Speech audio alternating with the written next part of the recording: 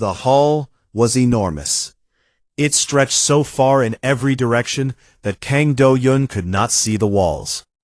Thousands of seats rose in curved rows from the central floor to the distant ceiling, and in those seats sat creatures he had never imagined. Some had 6 arms, some floated above their chairs on invisible energy, some had no faces at all. Every one of them was watching him. Do-yun was 26 years old. He stood at the center of the Galaxy Council's Great Assembly as part of Earth's first delegation, 5 humans in simple suits carrying a folder of documents, surrounded by 300 alien civilizations that had been traveling between stars for longer than humanity had been writing words on paper. The delegation leader, a senior diplomat named Park Tae-sun, stepped forward and spoke into the translation device. His voice was calm and practiced. He talked about Earth. He talked about humanity's desire for peace, for trade, for friendship among the stars. He talked about human art, music, science, and history. He spoke with pride and with hope. When he finished, the hall was silent for a moment. Then the Grand Arbiter spoke. Grand Arbiter Volesh was the leader of the Galaxy Council. He was tall, nearly 3 meters, with a wide, flat head and 4 long arms that moved like water when he gestured. He sat on a raised platform above everyone else, and when he spoke, the entire hall listened. Before membership can be considered, Volesh said, his translated voice deep and smooth, the applicant species must complete the Standard Civilization Capability Index. Tae-sun nodded. They had prepared for this. Earth had sent its best data, energy output, technological achievements, medical advances, military capability. Everything humanity had accomplished in 10,000 years of civilization, compressed into numbers and graphs. The results came back in less than a minute. A massive display appeared above the assembly floor, showing Earth's scores next to the galactic average. Energy harvesting, 0.7 out of 100. Military capability, 1.2 out of 100. Transportation, 0.3 out of 100. Psionic index, 0.0 out of 100. Overall ranking, bottom 2% of all known species. The laughter started slowly. A few wet clicking sounds from the upper rows. Then a bark of amusement from somewhere to the left. Then a wave of it, rolling across the hall like a storm, growing louder and louder until it filled every corner of that enormous space. 300 species laughed at humanity. Do-hyun stood perfectly still. He watched Tae-sun's face go white. He watched the other 3 members of their delegation look at the floor. He watched as a tall, silver-skinned delegate from the Tarani Collective rose from her seat and pointed directly at them. Her name was Delegate Rusha, and she spoke loudly enough for the entire hall to hear, even over the laughter. I move to formally designate the Sol 3 species by their appropriate classification, she said, smiling with a mouth full of needle-thin teeth. I suggest we call them what they are. Dirt crawlers.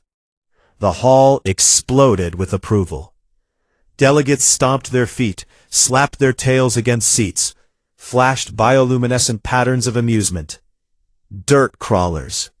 The name stuck like wet mud, and it would follow humanity across the galaxy for the next 40 years.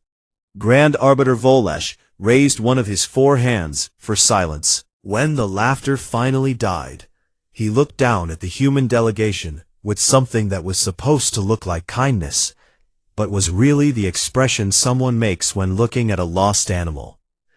We appreciate Earth's enthusiasm, Volesh said. The Council will grant your species observer status. You may attend council sessions. You may watch and listen, but you may not speak, vote, or access trade agreements. This is, of course, a great honor for a species at your level of development. It was not an honor. Everyone in the hall knew it. Observer status was a polite way of saying, you are too small to matter. Tae-sun said nothing. He collected his folder, turned around, and led his delegation out of the hall. Do-hyun was the last to leave. He paused at the door and looked back at the rows upon rows of alien faces, some still grinning, some already forgetting the humans had ever been there. He turned and walked away. The trip back to Earth took 11 days in the borrowed transport ship. Nobody spoke much. When they landed, the United Nations held an emergency closed session. Every world leader attended. The footage from the council hall was played on a screen, and the room full of the most powerful humans alive watched 300 alien species laugh at their entire civilization. Park Tae-sun, who was not yet Secretary General but would be within the year, stood and said 5 words that would change everything. We go quiet. We build. And so Earth went quiet. The galaxy did not notice. Why would it? Earth was a backwater planet in a boring corner of the Milky Way, populated by small, fragile creatures who could not even move their minds through space. The Council had more important things to worry about. Trade wars, border disputes, psionic tournaments. Earth was a joke told at dinner parties. Dirt crawlers became a common insult. Alien children learned about humanity in school as an example of what happens when a species evolves on a planet with too much water and not enough ambition. Years passed. Earth sent no messages, made no requests, filed no complaints. The single observer booth assigned to humanity in the Great Assembly sat empty most days. Most days. Because sometimes Kang Do-hyun was there. He had grown older now, 40 years older, with gray at his temples and lines around his eyes. He sat alone in that booth, cycle after cycle, session after session. He watched, he listened, he wrote things in a small notebook that never left his hand. On this particular day, a Tarani delegate was giving a speech about primitive species management. She used humanity as her primary example. The hall laughed in all the right places. Do-hyun did not react. He simply watched, wrote something down, and closed the notebook. He stood up, put the notebook in his coat pocket, and left the hall the same way he always did, quietly. If anyone had opened that notebook to the last page, they would have found a single line written in neat handwriting. Let them laugh. We are almost ready. But nobody opened it. Nobody searched him. Nobody watched him leave, because nobody watches an animal. That was their first mistake. The galaxy had a blind spot, and a young woman named Baek Ju-won found it when she was 23 years old. She was sitting in a basement laboratory in Seoul, surrounded by pieces of broken alien technology that Earth's intelligence agencies had smuggled from black markets across 3 star systems. Most of it was junk. Burnt-out power cells, cracked navigation crystals, a psionic amplifier that did absolutely nothing when a human touched it, because humans had no psionic ability at all. That was the thing about the galaxy. Every advanced civilization, all 300 of them, had built their entire technology around psionic energy. It was a force generated by the mind, and nearly every intelligent species in the Milky Way had it. They used it to power their ships, bend space, create shields, communicate across distances, and fight wars. It was the foundation of everything. Humans had none of it. Zero. Not a trace. And that was what Ju-won realized, late one night, while staring at a disassembled alien engine that she could not make work, no matter how hard she tried. She put down her tools and said to the empty room, "They never needed to learn physics." It was true. When you can move objects with your mind, you do not need to understand gravity at a deep level. When you can create energy from thought, you do not need to split atoms. When you can feel space bending around you, you do not need mathematics to describe it. The galaxy had skipped an entire branch of science, the branch that humans had been forced to develop because they had nothing else. Ju-won wrote a 40-page report and sent it to Earth's Defense Bureau. Within a week, she was recruited into a program so secret that it did not officially exist. They called it Project Ember. The goal was simple and insane. Do not copy alien technology. Do not try to develop psionic abilities. Instead, take everything humanity already knew about physics, engineering, chemistry, and mathematics, and push it further than anyone had ever gone. Build something the galaxy had never seen, because the galaxy had never needed to build it. Juon was given a team of 400 scientists, an unlimited budget, and a facility buried 2 kilometers under the Gobi Desert. She did not see sunlight for 3 years. During those 3 years, her team cracked graviton manipulation, the ability to control gravity itself using physical machines instead of psionic force.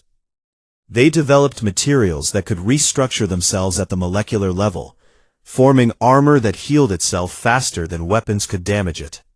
They built communication systems that operated on frequencies no psionic scan could detect, because no one in the galaxy had ever thought to look for them. While Juon built the tools, a young naval officer named Yoon Hana built the fleet. Hana was not a scientist. She was a soldier, sharp, precise, and absolutely terrifying in her efficiency.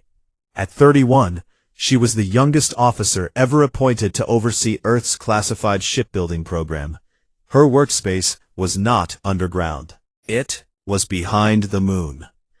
In the permanent shadow of the lunar far side, Earth constructed an orbital shipyard that could not be seen from any angle the Council's patrol ships ever used.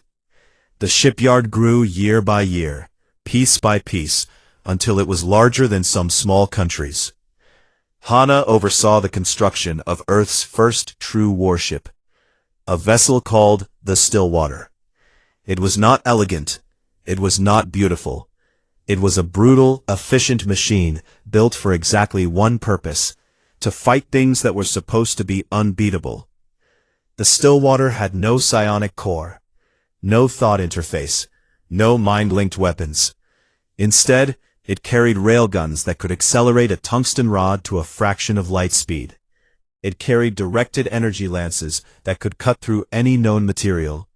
Its hull was coated in Juon's adaptive nano-armor, which could absorb and redistribute energy from enemy weapons. And deep inside its engineering section sat the first working prototype of the Veil Protocol. The Veil Protocol was Juon's masterpiece. It generated a field around the ship that made it invisible, not just to light, but to every form of detection the galaxy used. Psionic scanning passed right through it. Thermal detection found nothing. Gravitational sensors registered empty space. The protocol worked because it was built on physics that no psionic species had ever explored. To the galaxy's instruments, a ship using the Veil Protocol simply did not exist. One by one, more ships were built. Destroyers, cruisers, carriers, fast attack frigates that could change direction at speeds alien pilots could not react to, because alien ships relied on psionic reflex, and psionic reflex had a tiny critical delay that human electronic systems did not. By the 35th year of Earth's silence, the fleet numbered over 400 warships. Every single one was hidden behind the moon. Every single one was ready. During those decades, the galaxy paid almost no attention to Earth. Almost. A quiet, insect-like diplomat named Observer Fennec of the Dashani species visited Earth once for a routine inspection.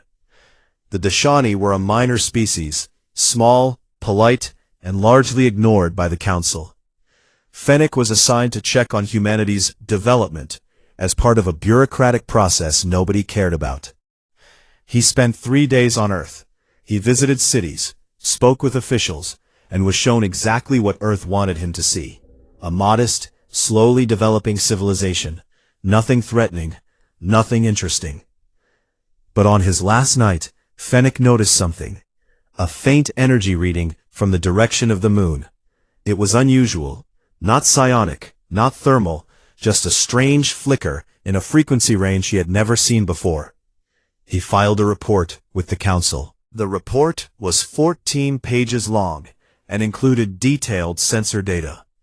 It was marked as low priority by a Council clerk and placed in an archive. Nobody read it. Back on Earth, Hana read a copy of the report. Earth's intelligence network had intercepted it within hours. She called Juan.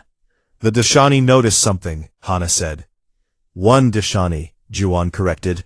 1 out of 300 species, and nobody listened to him. Hana was quiet for a moment. Will the veil hold if they look harder? They will not look harder, Juan said. They think we are animals. Animals do not build fleets. She was right. The council did not look harder. The report gathered dust. Fennec filed a follow-up request for investigation. It was denied. In the final year, Hana stood on the bridge of the Stillwater for its last test run. The ship moved through space in complete silence. No engine glow, no radiation trail, no signal of any kind. It was a ghost. Beside her stood a young communications officer named Shin Miso. Miso was 24, bright-eyed, and still young enough to feel the weight of what they were about to do. She looked at the sensor board and saw the signatures of 400 friendly ships, all hidden, all waiting. Vice Admiral, Miso said quietly, when do we go? Hana did not look at her. She looked out at the stars, the same stars that belonged to species who thought humanity was a joke. When they give us a reason we cannot forgive, she said. Miso nodded and said nothing more. The fleet waited, Earth waited, and in the Great Assembly of the Galaxy Council, delegates continued to laugh at a species they had never bothered to understand. The blind spot was not in their technology. It was in their arrogance, and it was about to cost them everything. The Centennial Civilization Summit was the grandest event in the galaxy. It happened once every 100 council years, and every species used it to show off. The Terrani displayed their new psionic warships. The Polara demonstrated an energy harvester that could drain a small star. Smaller species brought art, music, and cultural displays, hoping to be noticed by the larger powers. Kang Do-hun arrived alone, as he always did. He wore a plain dark suit. He carried his notebook. He walked through corridors filled with alien delegates who towered over him, who floated past him, who did not look at him at all. He climbed the stairs to Earth's observer booth, a small, uncomfortable seat at the very back of the Great Assembly, far from the floor, far from the light, and sat down. He had been doing this for 40 years, watching, listening, writing. Today felt different, and Do-hun knew why. He had received a classified briefing before leaving Earth. The fleet was ready. The Veil Protocol was fully operational. 400 warships were sitting behind the moon, with their engines warm and their crews at stations. Everything humanity had built, in 4 decades of silence, was loaded and aimed. All they needed was a reason. The summit proceeded with the usual displays, speeches about progress, demonstrations of power, polite applause, and private deals made in hallways. Do-hyun watched it all and wrote in his notebook. Then, Delegate Rusha of the Terrani Collective took the floor. She was older now, but no less sharp. Her silver skin still caught the light, and her needle-thin teeth still showed when she smiled. She had built her entire political career on one consistent theme: the superiority of psionic species and the proper management of lesser beings. And her favorite example had always been humanity. Honored delegates, she began, her translated voice filling the hall, I bring before this body a matter of galactic housekeeping. For 100 cycles, our council has maintained the Civilization Capability Index as the standard for species classification. And for 40 of those cycles, one species has remained at the very bottom of that index, without any measurable improvement. She paused for effect. A few delegates already knew where this was going. Some were smiling. The species of Sol 3, the humans, currently hold observer status, but I believe this classification is generous to the point of being inaccurate. Observers are expected to eventually grow, to learn, to evolve toward membership. The humans have done none of these things. She activated a display. Images of Earth appeared, wars, pollution, natural disasters, edited together with a soundtrack of light, comedic alien music. The hall began to chuckle. "I therefore propose," Rusha said, raising her voice over the growing laughter, "that the species designation of Sol 3 be formally changed from Observer to Protected Primitive Reserve." The laughter stopped. Not because the delegates were offended, but because they were surprised, not by the cruelty of the proposal, but by its boldness. Protected Primitive Reserve was a classification used for animals, for creatures that had not yet developed language. It meant that humans would be legally reclassified as non-sentient wildlife. It meant patrol ships around Earth. No human would ever be allowed to leave the Sol system again. Humanity would be kept in a cage, monitored like animals in a nature preserve, for the rest of their existence. Rusha smiled. "I call for a vote." Grand Arbiter Volesh looked around the hall. He saw no objections. Why would there be? Earth had no allies. Earth had no voice. Earth had no power. "Very well," Volesh said. "All in favor." The votes light up on the display. Green lights, one after another, filling the board like a wave. 298 votes in favor. One red light. A single vote against. Observer Fennec of the Deshani, the same quiet diplomat who had visited Earth years ago, who had filed a report no one read, who had tried to warn the Council about strange energy readings from the moon. Nobody noticed his vote. Nobody cared. "The resolution passes," Volesh announced. "Sol 3 is hereby reclassified as a protected primitive reserve. Conservation quarantine will begin within 30 cycles." The hall filled with satisfied murmurs, and a few more laughs. Rusha looked pleased with herself. Another career achievement. Another joke at humanity's expense. Then, Kang Dohoyan stood up. He stood slowly, like a man who had been sitting for a very long time, and was in no hurry. He closed his notebook, and placed it in its pocket. He walked down the stairs from the observer booth to the assembly floor, something an observer had never done in the history of the council. A few delegates noticed, then more. The hall grew quiet, not out of respect, but out of curiosity. The dirt crawler was walking to the podium. How amusing. Doyan reached the central speaking platform. He stood there, a small human man in a plain suit, surrounded by giants and monsters and beings of light and shadow. He looked up at the thousands of faces watching him, and felt the weight of 40 years pressing on his chest. He spoke. His voice was not loud. It did not need to be. The translation system carried every word to every ear in the hall. For 40 years, Earth has listened. We listened to your laughter. We listened to your insults. We listened to your children being taught that we are less than animals. Today, you made it law. The hall was completely silent now. Not amused silence, uncomfortable silence. So let me say this clearly, so that every species in this hall understands. Earth has been quiet, but Earth has not been idle. You had 40 years to treat us as equals. You chose to make us animals. He paused. He looked directly at Rusha. She did not smile. We accept your terms. From this moment, humanity no longer recognizes the authority of this council. And to the 298 who voted yes, you will hear from us, not with words. He turned and walked out. His footsteps echoed in the silence. Then someone laughed. Then another. Then half the hall was laughing again, louder than before. Because the idea that the dirt crawlers could threaten the Galaxy Council was the funniest thing they had heard in a century. The animal is angry, someone shouted, and the hall roared. Do-hyun did not hear them. He was already in his shuttle, strapping into his seat. He opened a secure channel to Earth. The encryption was military grade, a system the Council did not know existed.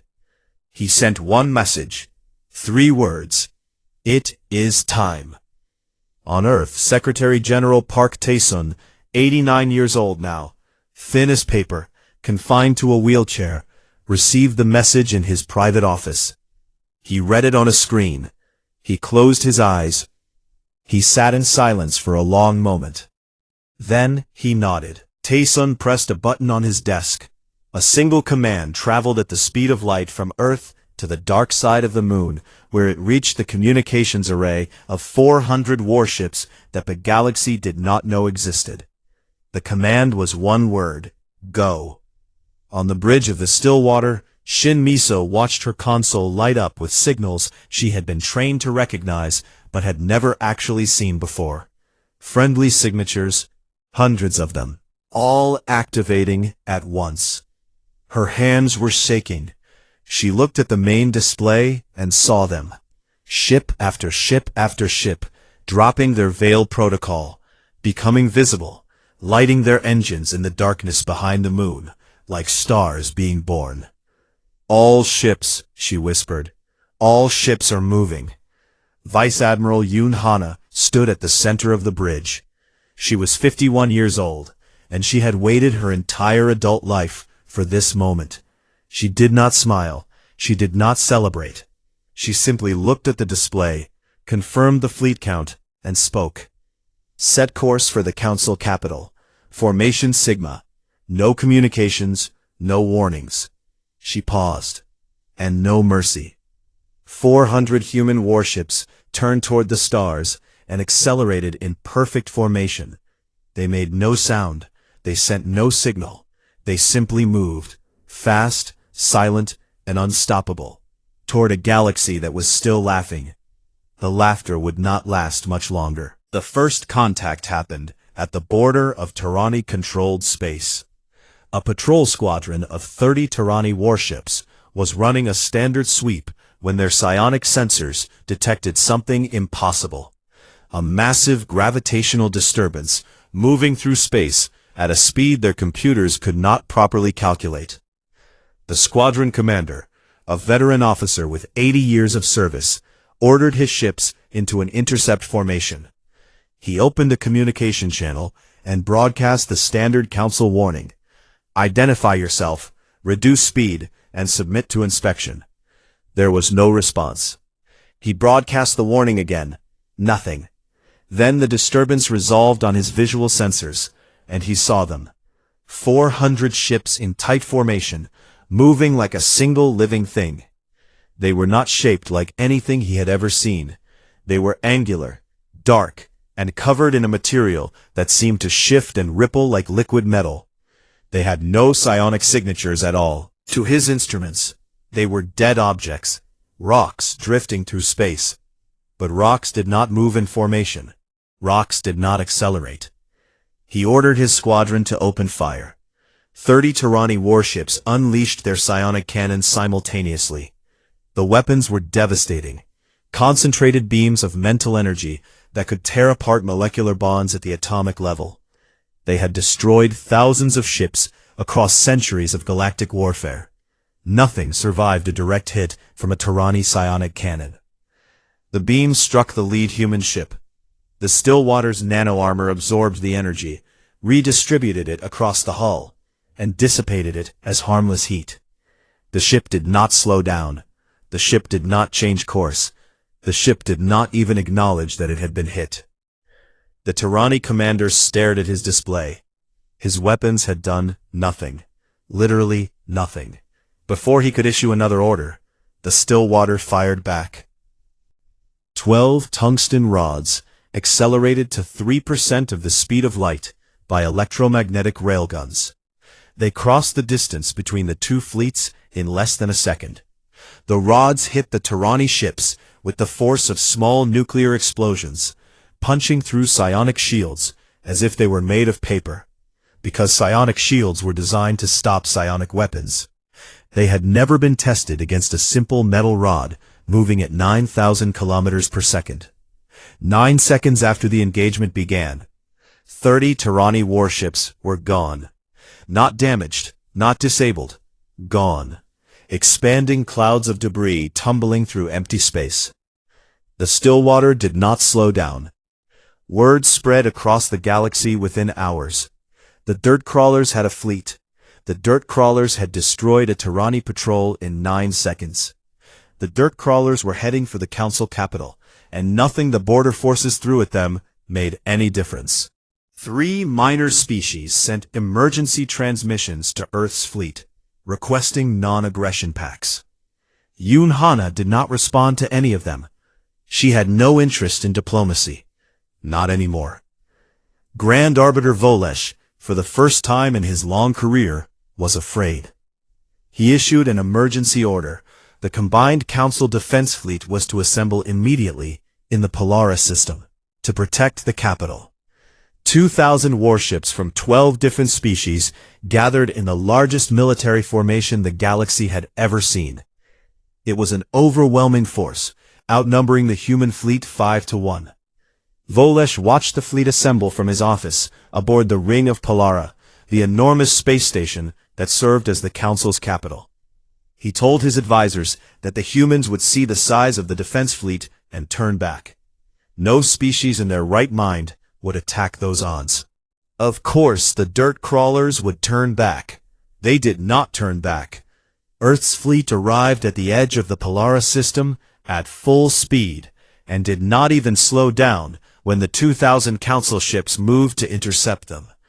The Battle of the Polara Threshold began without a single word being exchanged. The Council fleet attacked first, as they always did, with a massive wave of psionic fire.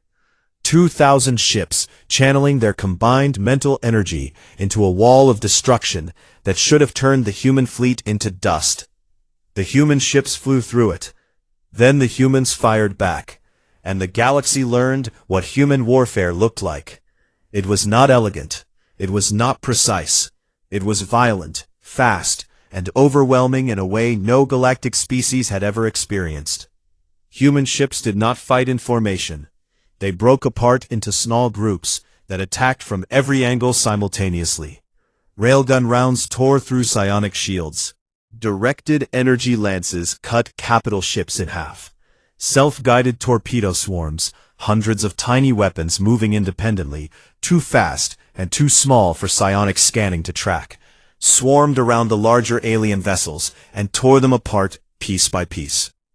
The Council species fought the way they had always fought, in rigid, traditional formations, with each ship linked to the others through psionic networks. It was orderly and beautiful, and completely useless against an enemy that did not follow any rules they recognized. 2 hours into the battle, Baek Juon, aboard the Stillwater, activated the Veil Protocol across the entire fleet. 400 human ships disappeared from every sensor in the system. The Council fleet panicked. Ships that had been tracking human vessels suddenly found empty space on their screens. Officers screamed into their communication channels. Commanders ordered their ships to fire in every direction, hoping to hit something invisible. They hit each other.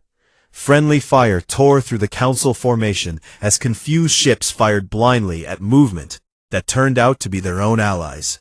Psionic shields, already weakened by the human assault, failed under the strain of absorbing fire from both sides. On the Stillwater's bridge, Shin Miso sat at her communications console with tears running down her face. She had intercepted a transmission from a Council vessel, a young alien officer, barely more than a trainee, crying into an open channel. The translator rendered his words in a small, broken voice. "Our shields are gone. Why are our shields gone? Someone help us. Please, someone help us." Miso could not move. She sat there, listening to the enemy die, and she felt something she had not expected to feel. Sadness. Hana noticed. She walked to Miso's station and stood beside her. She did not touch her. She did not raise her voice. She spoke quietly, so only Miso could hear. "They called us animals, Miso. Remember that. But we are not fighting to be cruel. We are fighting so that no one ever calls us that again. Miso wiped her face and nodded. She turned back to her console and did her job. The battle ended in under 4 hours. Earth lost 31 ships and 914 people. The Council lost over 1,400 ships and an estimated 300,000 crew members. It was the worst military defeat in the history of the galaxy, delivered by a species that had been classified as wildlife that same morning. Earth's fleet emerged from the veil at the edge of the ring of Polara's defensive perimeter. Below them, the enormous space station glittered with lights. Thousands of civilian ships were docked around it. Diplomatic vessels, trade ships, passenger transports, all filled with people who had nothing to do with the Council's military decisions. Hana ordered a full stop. No firing on civilians, she said. No firing on the station. We are not here to murder. We are here to be heard. She opened a single communication channel. Her voice was broadcast to every receiver in the Polara system. Every ship, every station, every screen on the ring. This is Vice Admiral Yoon Hana of the Earth Defense Fleet. We are not here to destroy. We are here to be heard. Grand Arbiter Volesh, you have 1 hour to open the council chamber, or we will open it ourselves. Then she cut the channel and waited. The galaxy held its breath. And for the first time in 40 years, it was not Earth that was silent. It was everyone else. The doors of the Great Assembly opened for the second time in 40 years for a human delegation. But this time, it was not 5 nervous diplomats in borrowed suits. This time, it was Kang Do-hyun in the front, walking with slow, steady steps, flanked by 12 Earth Marines in full combat armor, carrying weapons that the galaxy now knew could not be stopped. Their boots echoed on the polished floor. The sound filled the enormous hall because the hall itself was almost silent. Thousands of seats that had been full during the Centennial Summit were empty. Entire species had fled when the human fleet appeared at the ring. The ones who remained sat in their places with the stiff, careful posture of people who understood that the rules of the galaxy had changed in the last 4 hours, and they were not yet sure what the new rules were. Grand Arbiter Volesh stood on his raised platform. He was trying to look dignified, but his 4 hands were trembling. Beside him, his advisors kept their eyes on the floor. Delegate Rusha was still there. She sat in the Tyranny section, her silver skin pale, her needle teeth hidden behind tightly closed lips. She looked smaller than Do-hyun remembered. Do-hyun walked to the central podium, the same podium where Rusha had proposed reclassifying humanity as animals. He stood there and looked around the room. He took his time. He looked at the empty seats and the frightened faces and the broken pride of 300 civilizations that had spent 40 years laughing at his species. He did not enjoy it. That was the thing about Do-hyun. He had never wanted revenge. He had wanted something much simpler and much harder to get. He had wanted respect. He spoke. 40 years ago, I stood in this hall as a young man, and you laughed. 10 hours ago, your combined fleet burned at the Polara threshold because you never stopped laughing. His voice was calm, not angry, not triumphant. Just calm. I want to be clear. Earth did not come here for revenge. If we wanted revenge, this station would already be dust. We came here to say one thing. He paused and let the silence fill the room. We are not your animals. We are not your joke. We are not your dirt crawlers. We are human. And from today, you will treat us as equals. Not because you respect us, but because you have no other choice. Nobody laughed. Nobody spoke. Nobody moved. Do-hyun reached into his coat and placed a document on the podium. It was thick, bound in black, and stamped with the seal of the United Nations of Earth. He called it the Terran Accord. These are our terms, he said. They are not open to discussion. He read them aloud. Full council membership, with increased voting weight for the first 50 years, to compensate for 4 decades of exclusion. Immediate and permanent dissolution of the protected primitive reserve classification, not just for Earth, but for every species the Council had placed under that label. A formal apology broadcast to every inhabited system in the galaxy. A Terran embassy on the Ring of Polara with full diplomatic protection. Complete and open trade access with all Council species, applied retroactively. And finally, any species that refused to sign would be considered hostile to Earth. The hall was still silent when he finished. Volesh stood on his platform, looking down at the document, looking at the armed Marines, looking at the man who had sat in the observer booth for 40 years without saying a word. "And if we refuse?" Volesh asked. His voice was barely a whisper, but the translation system carried it to every corner. Do-hyun smiled. It was the first time anyone in the galaxy had ever seen him smile. "Then we go quiet again. And this time, you will know what the silence means." Volesh closed his eyes. He stood there for a long moment, and every delegate in the room watched him, waiting to see what the most powerful being in the galaxy would do when faced with a species he had called primitive. He signed the accord. Within the hour, every species in the hall had signed it. Every single one. There was no debate. There was no resistance. There was only the quiet sound of digital signatures being applied, one after another, while Kang Do-hyun stood at the podium and watched. In the days that followed, the galaxy changed in ways that no one had expected. Delegate Rusha resigned from the Turani Collective's diplomatic corps before she could be removed. The Turani people, who had cheered when she called humans dirt crawlers, were now furious, not at humanity, but at their own leaders for provoking a war they could not win. Protests erupted on Turani homeworlds. Rusha disappeared from public life and was never heard from again. Observer Fennec of the Dashani was appointed as the official liaison between Earth and the Galaxy Council. It was a position of real importance, the first time a Dashani had ever held such a role. On his first day he met Do-hyun in the new Terran embassy. "I voted no," Fennec said quietly, his small insectoid body dwarfed by the human-sized furniture. "Every time they proposed something against Earth, I voted no." Do-hyun nodded. "We know. We always knew." Fennec tilted his head. "Then why did you never contact us in 40 years? "Because we needed you to keep voting no," Do-hyun said. "If we had contacted you, the Council would have noticed, they would have watched you, and they would have watched us. Your independence was more valuable than your friendship. But I hope we can have both now."